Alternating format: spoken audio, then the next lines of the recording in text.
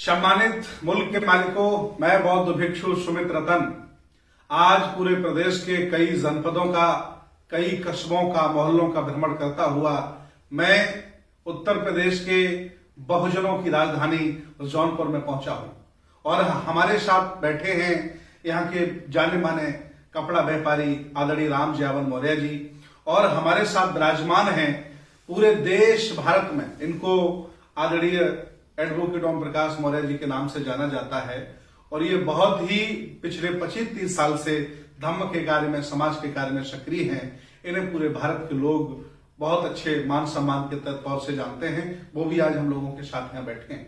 मैं बौद्ध भिक्षु सुमित रतन, आप सभी लोग जानते हैं और हमारे साथ बैठे हैं आदरणीय भंते मंगलवर्धन जी जो बहुत ही जिम्मेदारी के साथ धम्म का प्रचार प्रसार कर रहे हैं और हमारे साथ बैठे हैं आदरणीय भंते विनय वर्धन जी जो बहुत ही जिम्मेदारी के साथ धम्म का प्रचार प्रसार कर रहे हैं और हमारे साथ बैठे हैं भंते शील वंश जी। हम लोग टीम के साथ निकले हुए हैं और धम्म का प्रचार करते हैं। आपको बताना चाहते हैं कि हमारे 5 सूत्रीय कार्यक्रम क्या है। इसकी जिम्मेदारी है आदरणीय महाउपासक ओपी मौर्य जी की। वो आपको बताएंगे कि हमारे 5 सूत्रीय कार्यक्रम क्या है। बताएं मौर्य जी। साथियों, पूरे देश को जय हिंद नवोदय।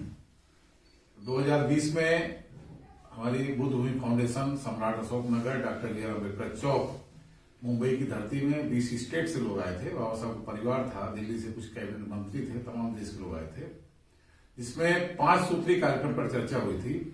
पहला कार्यक्रम यह था कि पूरे देश में हम बहुजनों की अपनी एक खुद की बैंक होनी चाहिए जिसमें बहुजन लोग उसके मालिक हों। आज पूरे देश में ऐसी स्थिति है कि कुछ चंद लोग जो एक विशेष व्यापारी को हजारों हजार करोड़ रुपए लेकर भाग रहे हैं जनता की अगुड़ कमाई को। हमारे बहुजनों की अपनी एक बैंक होनी चाहिए।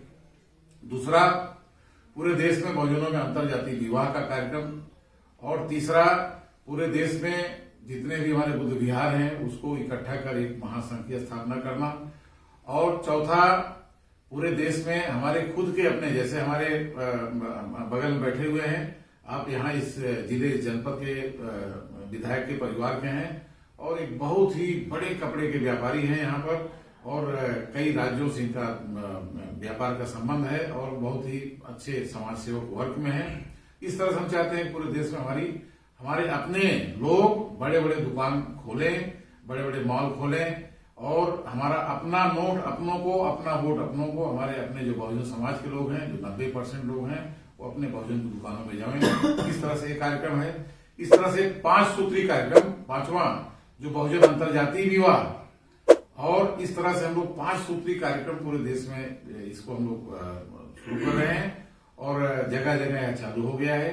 लाख बुद्धा बैंक जो है उसके तमाम लोग हम चाह रहे हैं कि पूरे देश में, प्रदेश में उसके जो टॉप के लोग हैं, पे बैक टू द सोसाइटी, उसमें वो उस बैंक की हिस्सेदारी के रूप में आवे।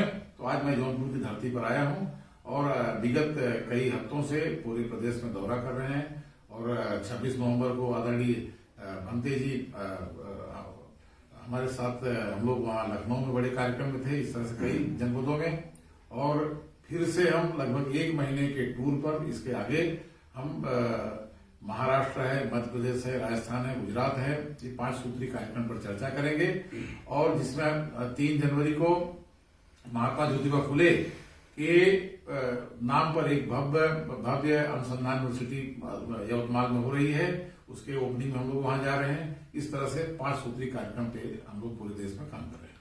बहुत बहुत धन्यवाद आदरणीय मौर्य जी ने बताया। जो सबसे महत्वपूर्ण बिंदु था वो ये था कि जब हम देश के बाहर जाते हैं तो हमसे पूछा जाता है कि भारत में बौद्धों की संख्या कितनी है। उस समय मेरा सर शर्म से झुक जाता है क्योंकि गजट और देश भारत का जो आंकड़ा है वो बताता है कि भारत में 1% भी बौद्ध नहीं है। इस शर्मिंदगी को झेलते झेलते हमें कई वर्ष हो गए। हम सभी सामाजिक, राजनीतिक, धार्मिक और सामाजिक लोगों ने निर्णय लिया है, बौद्ध भिक्षुओं ने निर्णय लिया है, कई संगठनों ने निर्णय लिया है सामूहिक, कि जब तक हम देश भारत में 10 करोड़ लोगों को लिखित गजटेड बौद्ध नहीं बना देंगे तब तक हम चैन से बैठने वाले नहीं हैं। इस अभियान में हम सब लोग लगे हुए हैं और आपसे उम्मीद करते हैं कि आप लोग जहां हैं, जिस स्थिति में हैं, इस अभियान का साथ देते रहिए, ताकि हम लोग गांव-गांव, गली-गली, नगर-नगर जाकर के धम्म का कार्य करें। और बुद्ध भी ऐसा चाहते थे। बुद्ध चाहते थे चरख भिक्षवे चारिकं, बहुजन हिताय बहुजन सुखाय लोकानुकंपाय। उस अभियान को हम गांव-गांव ले जाना चाहते हैं, पूरे देश प्रदेश में ले जाना चाहते हैं। तो ये हम चाहते हैं कि हमारे इस वीडियो को शेयर करें, लाइक करें और लोगों तक पहुंचाएं, ताकि आपको इस अभियान की जानकारी हो। और भंते जी ने जो एक 5वां सूत्री में बोल गया था, उसको आपने कहा कि आने वाले 2025 सम्राट अशोक विजयदशमी के दिन पूरे देश में हम एक साथ, चाहे वो दिल्ली है रामलीला मैदान में, लखनऊ है अम्बेडकर मैदान में, पटना है गांधी मैदान में, कलकत्ता है धर्मतल्ला मैदान में, भारत के विभिन्न जनपदों में, विभिन्न जिलों में, विभिन्न जगह पूरे एक साथ ऑनलाइन, जो सब उसके पहले हम पूरा डाटा इकट्ठा करेंगे। 10 करोड़ से ज्यादा हम लोग दीक्षा लेंगे और यहाँ इस देश के जितने भी लोग हैं उसका भंते जी ने याद दिलाया। दूसरा, आदरणीय भंते जी से, चूंकि जो जिस तरह से हम पूरे देश में हमारी अपनी एक बैंक बना रहे हैं, लॉर्ड बुद्धा बैंक के नाम पे जो फ्यूचर में होगी, उसी तरह से श्रमण संस्कृति रक्षा संघ जो यह जो है एक इस देश में, आज देखिए बोध गया जैसी तमाम चीजें हैं, जहां जहां हो रहा है, हमारे भंते जी जगह जगह पे लड़ रहे हैं। वो किसान आंदोलन में कम से कम 12-15 इनके ऊपर केसेज हो गए हैं। किसानों के पक्ष में जगह जगह आंदोलन कर रहे हैं, जगह जगह लड़ रहे हैं।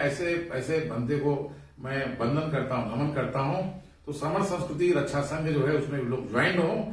और जिस तरह से भंते जी की अभी हमारी चर्चा हो रही थी कि भगवान बुद्ध का जहां जो महल है आज उपेक्षित है, खंडहर है, और इस तरह से जो संकिसा है और इलाहाबाद के पास जो कौशाम्बी है, जो उपेक्षित जगह पूरे देश में है, उसको इस श्रमण संस्कृति संघ तमाम सारे लोग, करोड़ों लोग जुड़े, उसमें मेंबर बने, उसके उपासक बने। और इस तरह से हम लोग सारे लोगों को लेकर के एक साथ में 2025 तक एक बड़ा टारगेट लेना है और उसको जो है भगवान बुद्ध का, बाबा साहब का स्वप्न हमको साकार करना है। जय हिंद है। देश भारत में हक वंचित, असहाय और कमजोर लोगों की बहुत बड़ी संख्या है।